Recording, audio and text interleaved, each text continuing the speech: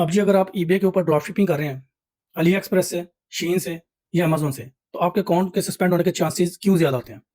आपके अकाउंट के सस्पेंड होने के सबसे जो बड़ी रीज़न ये है कि आप 100 लिस्ट लेते हैं शीन से, वो कॉपी पेस्ट कर देते हैं ईबे के ऊपर।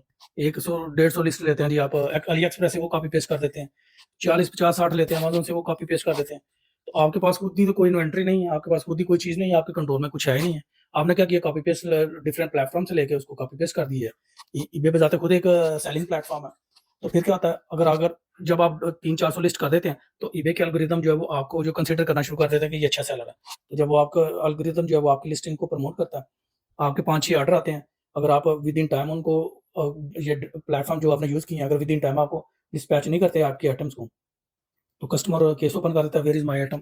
जब कस्टमर कहता है वेयर इज़ माय आइटम, तो ईबे जो है उसके कान खड़े हो जाते हैं कि जी ये जो बंदा जो है क्या उसका नाम है, कोई डॉजी तो नहीं है।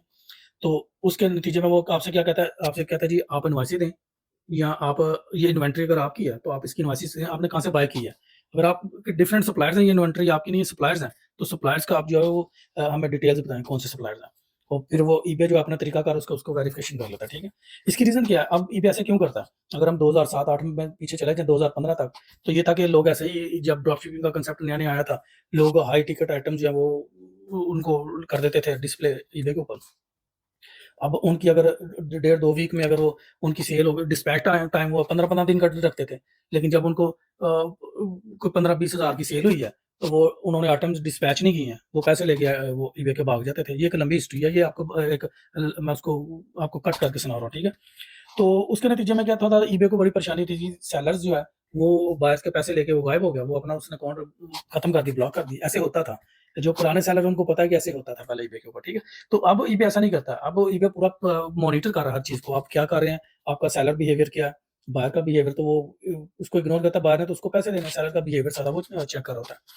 तो अब ईबे ऐसा नहीं करता। अब अगर आप ईबे के अगर 1 मंथली उसकी जो सब्सक्रिप्शन की फीस भी ना दें, तो वो आपको डेट रिकवरी के लेटर्स आने शुरू हो जाते हैं।